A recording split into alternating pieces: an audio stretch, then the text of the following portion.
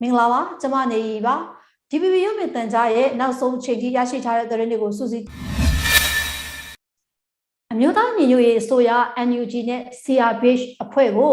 အတိမတ်ပြုဆက်ဆက်နေတဲ့နိုင်ငံခြားတန်ယုံတွေကုလသမဂ္ဂရုံးတွေနဲ့သက်ဆိုင်ရာတွေကအာဏာပိုင်တွေကိုပြင်းထန်စွာကန့်ကွက်တဲ့အကြောင်းစစ်ကောင်စီရဲ့နိုင်ငံခြားရေးဌာနကအော်တိုဝါလာ9ရက်နေ့မှာကြေညာလိုက်ပါတယ်ပြည်သူလူထုရဲ့အာဏာအနှင်ချက်အရာတရားဝင်ဖွဲ့စည်းထားတဲ့အမျိုးသားညီညွတ်ရေးအစိုးရ NUG နဲ့ CRPH တို့ကိုအတိမတ်ပြုထောက်ခံတဲ့အကြောင်းဥရောပပါလီမန်ပြင်သစ်လွှတ်တော်ဂျပန်လွှတ်တော်တို့ကဆုံးဖြတ်ကြေညာထားသလိုကုလသမဂ္ဂမှလည်း NUG အစိုးရကိုယ်စားလှယ်တန်အမတ်ကြီးဦးကျော်မိုးထွန်းကိုကုလသမဂ္ဂဆိုင်ရာမြန်မာအမြဲတမ်းကိုယ်စားလှယ်အဖြစ်ဆက်လက်အတိမတ်ပြုထားတာပါ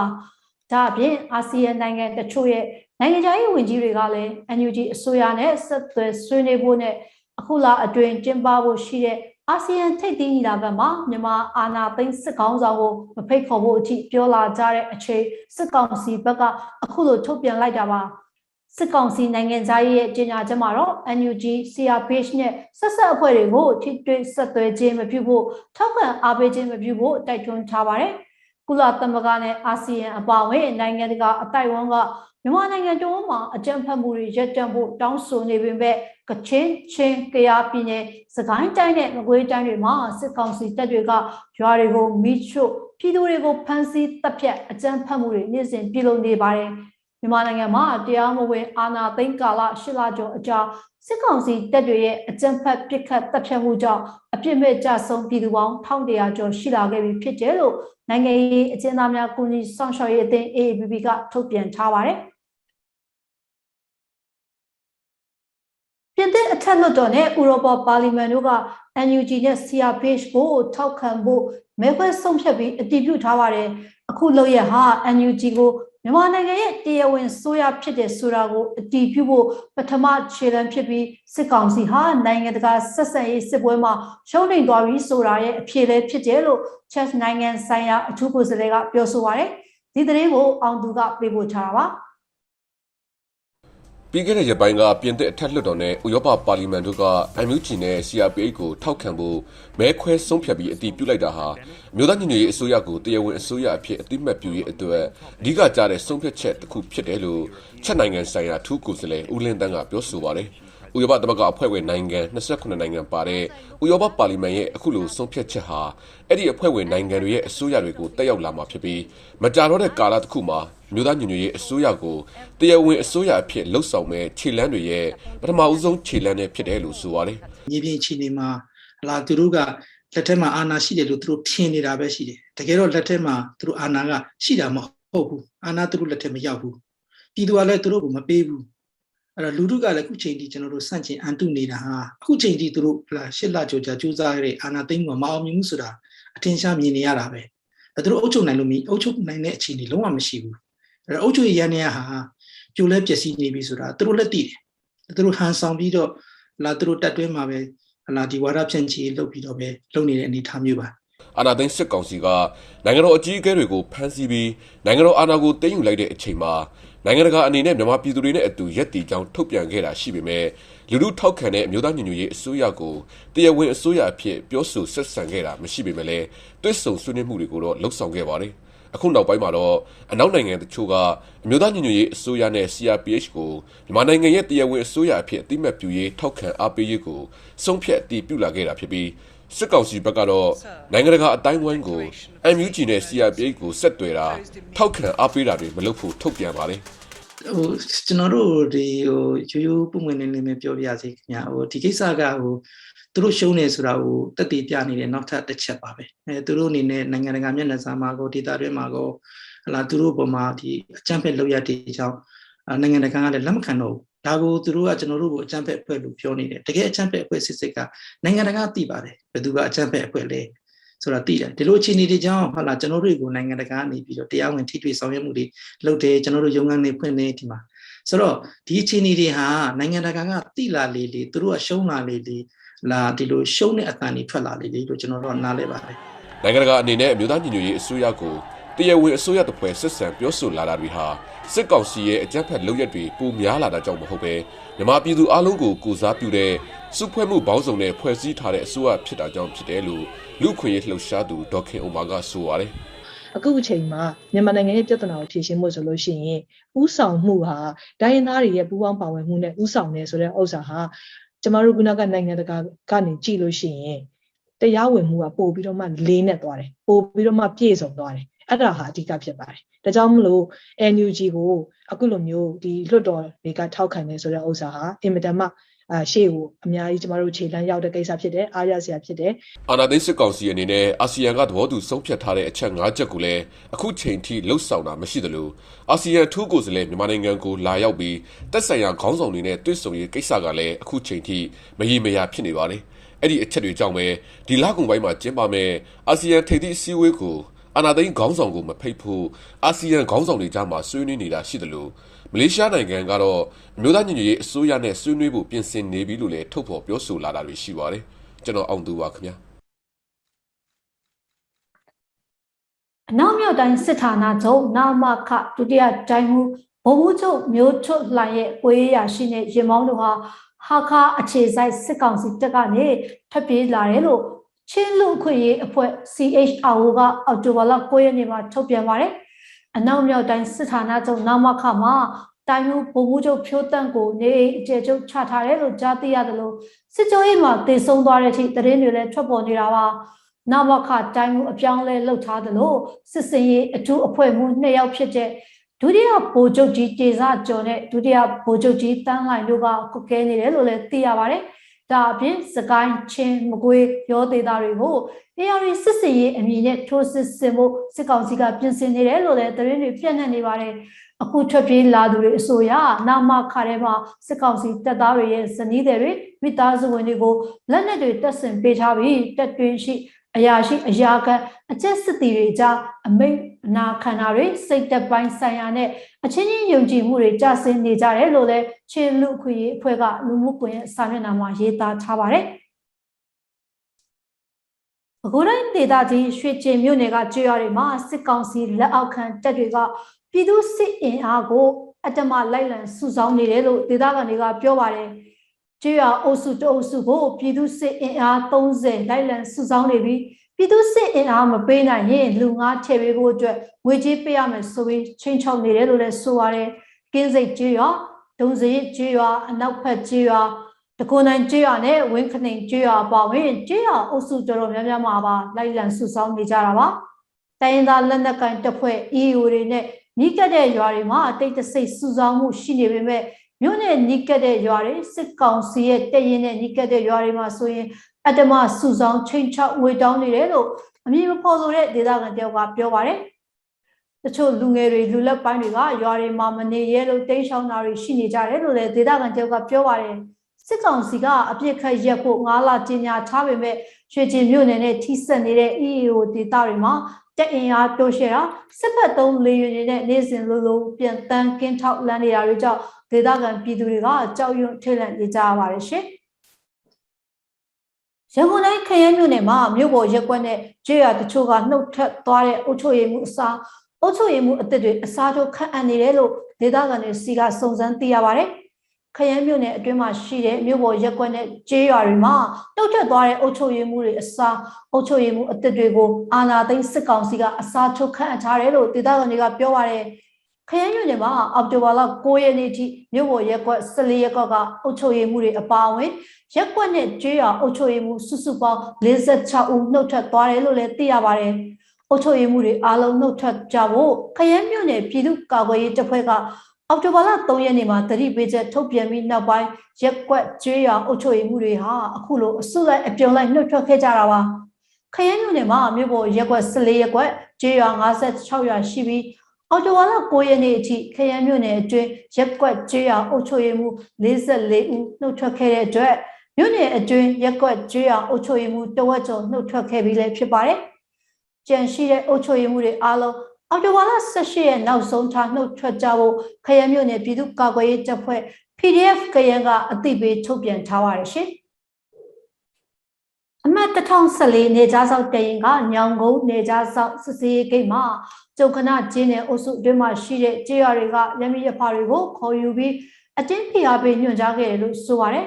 ဒေသခံကြေးရွာသူကြေးရွာသားတွေရဲ့သဘောဆန္ဒမပါဘဲ3လတကြီးစနစ်နဲ့အုပ်ချုပ်ဖို့ဖွဲ့စည်းရမှာဖြစ်ပြီးအင်ဂျင်များတဲ့ရွာကြီးတွေကိုတရွာကို3ဦးစီနဲ့ရွာငယ်တွေကိုတရွာကို2ဦးစီဖွဲ့စည်းရမယ်လို့ဆိုပါတယ်ဒါအပြင်ကြေးရွာအလိုက်ရွာသား4ဦးစီကင်းဆောက်ပေးရမှာဖြစ်ပြီး KNU KNL တက်တွေရဲ့လှုပ်ရှားသွားလာမှုတွေကိုအချိန်မီသတင်းပေးပို့ရမယ်လို့ညွှန်ကြားလာတယ်လို့လည်းဒေသခံတွေကပြောပါတယ်စစ်ကောင်စီလက်အောက်ခံအမှတ်1014နေကြားဆောက်တက်လက်အောက်ခံတပ်ဖွဲ့ဝင်တွေကဒေသခံပြည်သူတွေကိုအမျိုးမျိုးချိန်ချောက်တာအတင်းအတမခိုင်းစေတာလူအခွင့်အရေးချိုးဖောက်မှုတွေပြုလုပ်လာတာတနေ့တခြားများပြားလာတယ်လို့ KNU ကသတင်းထုတ်ပြန်ထားပါတယ်အလားတူပဲအော်တိုဘာလ3ရက်မနက်ပိုင်းကလည်းဖန်မြို့နယ်တကောင်းမိုးကျေးရွာအုပ်စုတွေကကျေးရွာသားတွေကိုအမှတ်1014တက်ရင်ကခေါ်ယူတွေ့ဆုံပြီးတလတကြီးနဲ့15ရက်တကြီးခန့်အပ်တာဝန်ပေးဖို့အတင်းဖိအားပေးညွှန်ကြားခဲ့တယ်လို့ဒေသခံတွေစီကနေသိရပါတယ်ရှင်ကချင်ပြည်နယ်အတွင်းကနောင်မုံမြို့နယ်မကွေစားတပ်စခန်းမှာအော်တိုဘာလ9ရက်နေ့ကစတင်ပြီးစစ်ကောင်စီကဒေသခံပြည်သူတွေကိုလိန်ညာစီယုံပြီးပြည်သူစစ်တပ်တက်ခိုင်းနေတယ်လို့နောင်မုံဒေသခံတယောက်ကပြောပါတယ်KIA နဲ့ PDF တွေဟာပူရာကိုဒေသခံလူကြီးတချို့ကိုတတ်ဖို့ပြင်ဆင်နေပြီဖြစ်လို့သူတို့ရန်ကနေကာဝယ်ဖို့ဆိုပြီးစီယုံထားတယ်လို့ဆိုပါတယ်။နောင်မွန်ဒေသကအင်တာနက်လိုင်းလည်းမရှိဘူးဆိုတော့ပြည်သူစစ်ကောင်းဆောင်ပိုင်းပြောသမျှကိုအဟုတ်ချင်ပြီးပြည်သူစစ်တင်နန်းကိုတက်နေကြတယ်လို့အဲ့ဒီဒေသကဆိုပါတယ်။အာနာသိန်းစစ်ကောင်စီဘက်ကတော့ပူရာကိုဒေသခံအချင်းချင်းတပ်ဖြတ်ကြပါစေဆိုပြီးစနစ်တကျအကွက်ချနေတာကြောင့်တိတ်မကြခင်ဒေသခံအချင်းချင်းတိုက်ပွဲဖြစ်လာမှာကိုစိုးရိမ်နေတယ်လို့ပူရာကိုဒေသခံနောက်တစ်ယောက်ကလည်းပြောရတယ်ပူရာကိုခရိုင်တွင်းမှာစက်တင်ဘာလကစတင်ပြီးပြည်သူစစ်တင်နန်းဖွင့်လှစ်ဖို့စစ်ကောင်စီဘက်ကပြင်ဆင်ခဲ့ပေမဲ့တင်နန်းတက်မဲ့သူမရှိလို့ရရှိခဲ့ရပြီးနောက်နေလုံဝင်ကြီးရဲ့ပူရာကိုခရီးစဉ်အတွင်းမှာနောင်မုံမြို့နယ်မကွေစောက်မှာပြည်သူစစ်တင်နန်းကိုဖွင့်လှစ်နေကြပြီဖြစ်တယ်လို့လည်းသိရပါတယ်နေဦးတော်လိုင်းရမုံငွေခီးစဉ်တစ်လျှောက်မှာအဆိုတော်စောင်းလိုက်ဟာအခုချိန်ထိဂီတဖျော်ဖြေပွဲ၈ကြိမ်ပြုလုပ်ပြီးရမုံငွေဒေါ်လာ4သိန်းကျော်ရရှိထားပါတယ်ဒီသတင်းကိုခိုင်ပန်းသူကပေးပို့ထားပါရှင်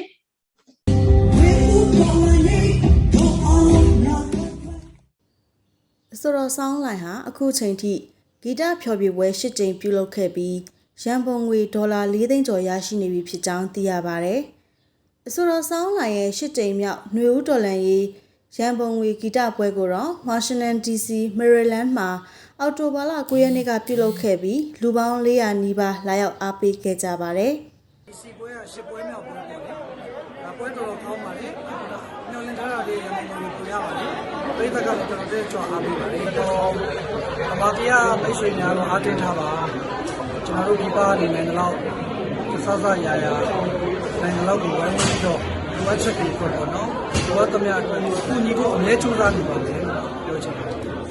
အမေရိကန်ပြည်ထောင်စုရောက်မြန်မာတွေနဲ့အတူမြန်မာပြည်ကိုရရနီးနဲ့တိုက်ပွဲဝင်နေတဲ့လူငယ်တွေသိဖို့တော်လန်ရေးသချင်းတွေအပါအဝင်သချင်းအပုတ်30ကျော်တည်ဆိုခဲ့ပါတယ်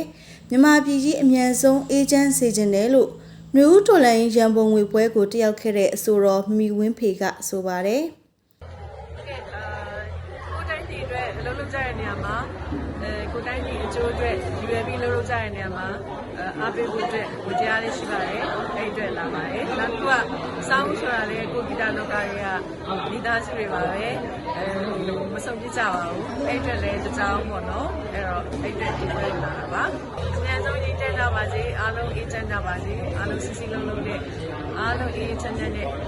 ကြော်ဖြတ်နိုင်ကြပါစေလို့ဆုတောင်းပါတယ်မြန်မာပြည်ကຫນွေဦးတော်လှန်ရေးတိုက်ပွဲဝင်နေကြတဲ့သူတွေအတွက်တနိုင်တဲ့ဘက်ကအကူအညီဆောင်ရွက်ပေးနိုင်ဖို့ဒီပွဲကိုစီစဉ်ခဲ့တာဖြစ်တယ်လို့ပွဲစီစဉ်သူမအီအေးကဆိုပါတယ်ညီမတို့မြန်မာပြည်အတွက်ပေါ့နော်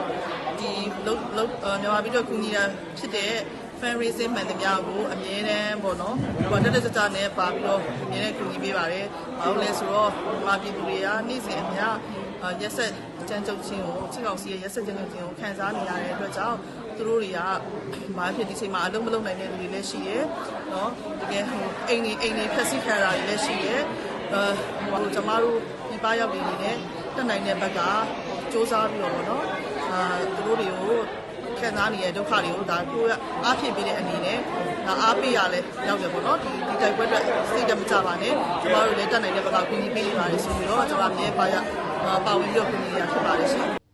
ဒီပွဲမှာအမတ်တရຫນွေဦးတော်လှန်ရေးပစ္စည်းတွေကိုလည်းရောင်းချခဲ့သလိုအဆိုတော်ဆောင်းလိုင်ရဲ့ဂီတာတလက်အုတ်ထုံးနဲ့ဒေါန်ဆန်းစုကြည်ပုံအပါအဝင်ပကြီကား6ချက်ကိုလည်းလေးလံတင်ရောင်းချခဲ့ပြီးအလူငွေနဲ့ရန်ပုံငွေစုစုပေါင်းဒေါ်လာ8000ခွဲလောက်ရရှိခဲ့တယ်လို့ဆိုပါတယ်။ရရှိလာတဲ့ရန်ပုံငွေအားလုံးကိုတော့မြန်မာပြည်ຫນွေဦးတော်လှန်ရေးရှီတန်းမှာပါဝင်တိုက်ပွဲဝင်သူအားလုံးကိုလှူဒန်းသွားပါမယ်လို့ကြေညာထားပါတယ်ရှင်။ကျွန်မတော့ခိုင်ပန်းနူပါစကိုင်းတိုင်းရင်းမာပင်မြို့နယ်နဘူးတော်ကျွော်ကိုအော်တိုဘာလ10ရက်မနက်ပိုင်းကစစ်ကောင်စီတပ်တွေဝင်ရောက်လာပြီးနောက်နေအိမ်တစ်လုံးမိရှို့ခံရပါတယ်။အင်အား50လောက်ရှိတဲ့စစ်ကောင်စီတပ်ဖွဲ့တွေဟာမနက်ပိုင်း9နာရီဝန်းကျင်လောက်ကနဘူးတော်ကျွော်အတွင်းကိုဝင်ရောက်လာတာကြောင့်ဒေသခံပြည်သူအလုံးနေမှမနေရကြပဲထွက်ပြေးနေကြရတယ်လို့ဒေသခံတယောက်ကပြောပါတယ်။အဲဒီနောက်ကျွော်အတွင်းကနေတစ်လုံးမီးလောင်ကျွမ်းသွားတယ်လို့ရွာသားတွေကပြောပါတယ်။နဘူးတော်ကျွော်ကိုဝင်ရောက်လာတဲ့စစ်ကောင်စီတပ်ဖွဲ့ဟ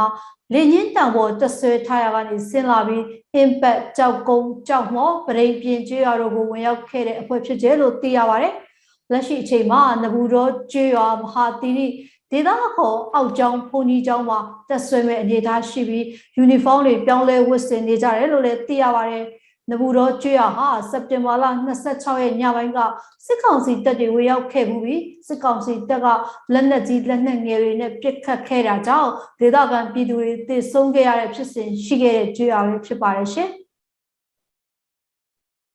ARD တိုင်းကျိုက်လက်မြို့မှာအော်တိုဘာလ10ရက်နေ့ကမြို့နယ်လျှက်စစ်အင်ဂျင်နီယာရုံးရှိမှာဘုံနှလုံးစက်တိုက်ပောက်ကွဲခဲ့တယ်လို့သိရပါတယ်။အမှတ်1လမ်းမှာရှိတဲ့မြို့နယ်လျှက်စစ်ရုံးရှိမှာမနက်8နာရီကျော်လောက်ကဘုံနှလုံးစက်တိုက်ပောက်ကွဲခဲ့တာဖြစ်ပြီးရုံးတက်ချိန်မဟုတ်သေးတာကြောင့်သေဆုံးထိခိုက်ဒဏ်ရာရတာမျိုးတော့မရှိခဲ့ဘူးလို့ဒေသခံတွေကပြောပါတယ်။ကျိုက်လက်လျှက်စစ်ရုံးကလူတွေကအားဆိုးနေလို့သတိပေးတဲ့အနေနဲ့ဖောက်ခွဲခဲ့တာပါ။ဒါနောက်ဆုံးသတိပေးတာလို့ကျုံပြိုမြို့နယ် PDF တာဝန်ရှိသူတယောက်ကပြောပါတယ်။လျှက်စစ်မီတာကတွေအတင်းအဓမ္မကောက်ယူနေတာတွေကိုရက်တန်းကရက်ဖို့သတိပေးခဲ့တာဖြစ်တယ်လို့ဆိုပါတယ်။ဘုံပေါက်ကွဲပြီးမိနစ်ပိုင်းကြာမှအာနာသိန်းစစ်တပ်ဘက်ကတပ်သားတွေရောက်လာပြီးလမ်းကိုပိတ်ဆို့စစ်ဆေးတာတွေပြုလုပ်ခဲ့တယ်လို့လည်းသိရပါတယ်။မွန်ပြည်နယ်ပေါင်မြို့နယ်ကလူငယ်တွေဟာဒီကနေ့အောက်တိုဘာလ10ရက်နေ့မှာအာနာသိန်းစစ်ကောင်စီကိုဆန့်ကျင်ကြောင်းတောက်ကြားသပိတ်ပြုလုပ်ပြီးဆန္ဒထုတ်ဖော်ခဲ့ပါတယ်။ဒီကနေ့ဆန္ဒထုတ်ဖော်ခဲ့တဲ့လူငယ်တွေက PDF တိုက်ပွဲလူမှုဆွဲအတူပေါင်းတိုက်ယူအောင်လန်ထူဆိုပြီးကြွေးကြော်ဆန္ဒထုတ်ဖော်ခဲ့တာပါလူငယ်တွေကစစ်အာဏာရှင်ကြဆုံးရေးအရေးဝန်တိုက်ပွဲအတွက်တလက်မမှနောက်ဆုံးမှာမဟုတ်ကြောင်းနဲ့လုံးဝအုပ်ချုပ်ခွင့်မရစေရဘူးလို့ဆိုကြပါတယ်ဒါအပြင်တိုင်းပြည်ကိုကာကွယ်နေတဲ့ပြည်သူ့ကာကွယ်ရေးတပ်ဖွဲ့တွေနဲ့စစ်အာဏာရှင်ကိုစန့်ကျင်တဲ့စီရီယံဝန်ထမ်းတွေကိုဆက်လက်ပံ့ပိုးကူညီပေးကြဖို့လဲလူငယ်တွေကတောင်းဆိုခဲ့ကြတာပါပေါင်မြို့နယ်ကလူငယ်တွေဟာအာဏာသိမ်းစစ်ကောင်စီကိုလက်မခံကြောင်းတပိတ်မျိုးစုံပြုလုပ်ပြီးနေ့စဉ်ရက်ဆက်ဆန္ဒထုတ်ဖော်နေကြတာလည်းဖြစ်ပါတယ်ရှင်။မျိုးဆက်တဲ့လူငယ်တွေရဲ့ဥဆောင်မှုနဲ့စတင်ခဲ့တဲ့2021နွေဦးတော်လှန်ရေးဟာအခုဆိုရင်8လကျော်ကြာလာပါပြီ။လမ်းမတွေပေါ်ကငြိမ်းချမ်းစွာဆန္ဒပြပွဲတွေကိုအာဏာသိမ်းစစ်တပ်ကအကြမ်းဖက်ဖြိုခွင်းခဲ့တာကိုခံခဲ့ရပြီးတဲ့နောက်မှာလက်နက်နဲ့အနိုင်ကျင့်တဲ့စစ်တပ်ကိုလက်နက်နဲ့ပြန်ခုခံဖို့လူငယ်တွေကဆုံးဖြတ်ခဲ့ကြပါတယ်။တစ်ချိန်တည်းမှာပဲရန်ကုန်မန္တလေးအပါအဝင်မြန်မာပြည်ကမြို့တွေမှာလူငယ်တွေရဲ့ဆန္ဒပြပွဲတွေကပုံစံအမျိုးမျိုးနဲ့နေ့စဉ်နှီးပါဆက်ပြီးတော့ရှိနေပါတယ်။ဘယ်လိုခံယူချက်တွေကလူငယ်တွေကိုရဲရင်စေတယ်လဲ။မန္တလေးမြို့ကတပိတ်တွေအစကနေအခုထိအကြီးကနေရာကနေပါဝင်နေတဲ့ចောင်းသားခေါင်းဆောင်တယောက်ကသူ့ရဲ့အမြင်ကိုအခုလိုပြောပြထားပါတယ်။ချင်းနဲ့ငါတို့ရဲ့တိုင်းပြည်ပေါ်ဆောင်နိုင်အောင်ချစ်စီဆောင်ခြင်းဤတွေ့ရတာတဲ့ပြည်သူရဲ့လမ်းစဉ်ငါတို့ကြောင့်တော့ခုံးနဲ့ဝင်ချမ်းသည်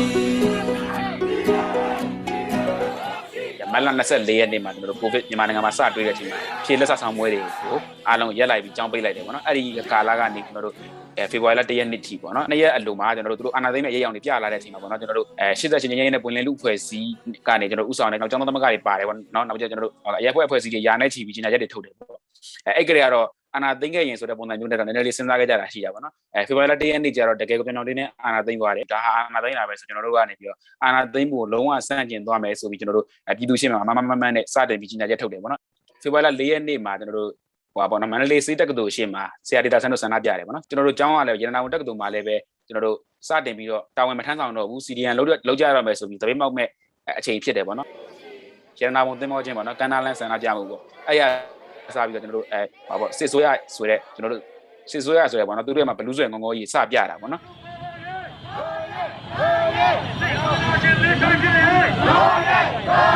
်ကျွန်တော်စိတ်ထဲမှာအဲ့တော့စထင်လိုက်တာကဒီလောက်ကြီးပြစ်လို့ရှိရင်ငြိမ်သွားလိမ့်မယ်လို့ထင်တာပေါ့နော်သူတို့စိတ်ကလည်းအဲ့လိုထင်ကောင်းထင်နေမှာပေါ့နော်သူတို့စိတ်ကလည်းအဲ့လိုထင်မှာမလို့ဒီလောက်ကြီးဖြိုခွဲတယ်ပေါ့ဖေဖော်ဝါရီလ20ရက်နေ့မှာအဲ့လောက်ကြီးပြစ်လိုက်တယ်ဒါပေမဲ့ဖေဖော်ဝါရီလ21ရက်နေ့မှာကျွန်တော်တို့သူတို့အဲ့ဒီရတနာပုံသင်္ဘောချင်းနဲ့မနီးမွေးပေါ့နော်ဈေးကြော်တော့ကျွန်တော်တို့ရဲ့မှာဒီပါမန္တလေးဈေးကြော်တော့ရှေ့မှာကျွန်တော်တို့ဥဆောင်ပြီးတော့ပြည်သူတွေကအရင်ကထပ်ပို့ထွက်လာတာပေါ့နော်အဲ့တော့မန္တလေးမှာတော့ကျွန်တော်တို့အဲ့ဒီဟာကိုတော့တပြင်းညိုဒေါ်လာရေးဆိုပြီးတော့ကျွန်တော်တို့တွေကနာမည်တက်တယ်ပေါ့နော်ကပီးတွင်တယ်ပေါ့အဲ့တော့မန္တလေးကတော့ကျွန်တော်တို့ဖေဖော်ဝါရီလ4ရက်နေ့ဆန္ဒထုတ်ပေါ်မှုပြီးကြတဲ့ကဒီနေ့ထိပေါ့နော်ဆန္ဒပြခြင်းကတော့တရက်မှမရက်သေးဘူးပေါ့နော်ဇက်တိုက်တော့ရှိနေတယ်ဒီစနစ်ကိုကျွန်တော်တို့စန့်ကျင်နေနဲ့အရှုံးပေးလိုက်လို့ရှိရင်နောက်မျိုးဆက်ကတိတက်ခံရမယ်ဆိုကျွန်တော်တို့သိရပါဒီစန့်ကျင်မှုကနေပြီးပြည်သူတွေလက်သွေးအေးမှုမရှိသွားအောင်နောက်ပြီးတော့ပြည်သူတွေရဲ့ဒေါ်လာရေးစိတ်တွေလည်းရောပါမသွားအောင်ကျွန်တော်တို့ဒီဆန္ဒပြဒေါ်လာမှုရဲ့မှာနောက်မှာလာမဲ့ကျွန်တော်တို့ပြည်သူဒေါ်လာရေးပေါ့နော်လက်နက်ကင်ဒေါ်လာရေးကြီးမှာလည်းပြည်သူတွေနေနေပေါ့နော်သွေးမအေးပဲတက်ကြပါဝင်နိုင်အောင်ကျွန်တော်တို့တွေကဒါရှစ်ဆက်ပြီးတော့ဆောင်ရွက်နေကြတာဖြစ်တယ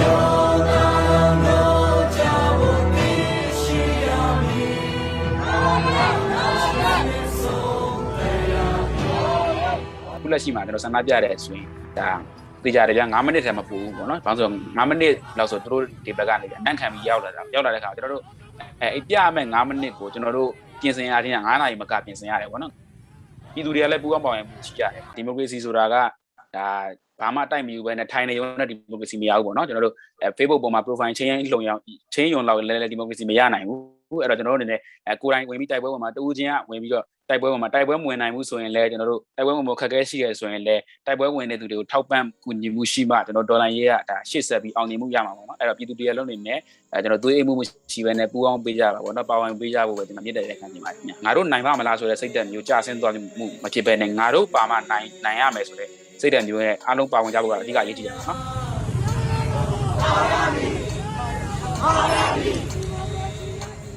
်ဆီယနာချင်းစနစ်တို့ရှိတဲ့ကာလာကြီးမှာကျွန်တော်တို့မှာအသက်နဲ့ခံတာဒီလိုတွေရတော့ကျွန်တော်တို့ကတော့